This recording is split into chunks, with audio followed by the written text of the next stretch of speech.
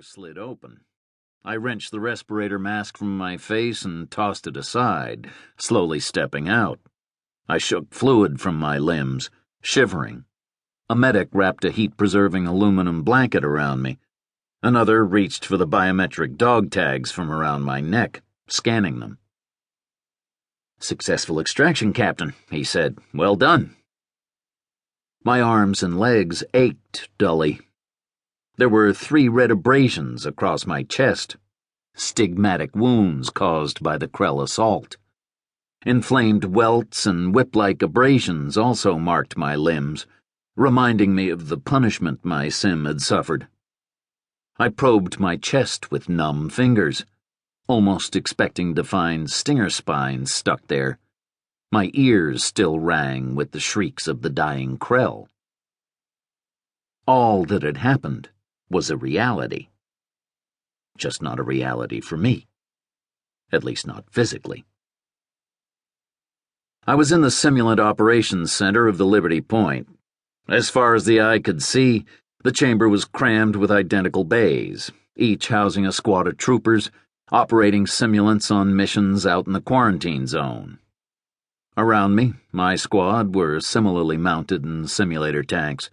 Each trooper was undergoing the same disconnection protocol.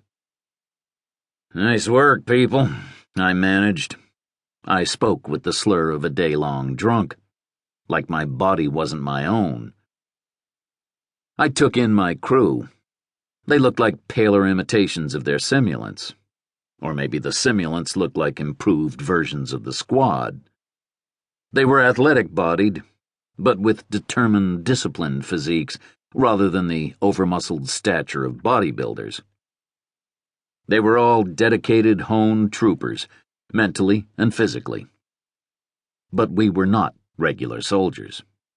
There were important differences between a sim operator and a hard-copy soldier. Each of us was pocked with data ports around the base of the spine, the neck, the forearms, the thighs.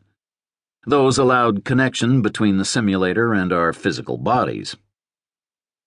"Let's get this wrapped up," Jenkins hollered to the rest of the team. "Out of the tanks, disconnected, double time it."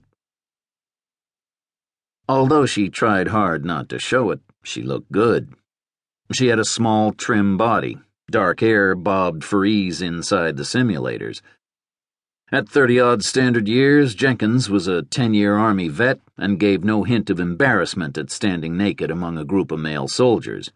They barely registered her appearance.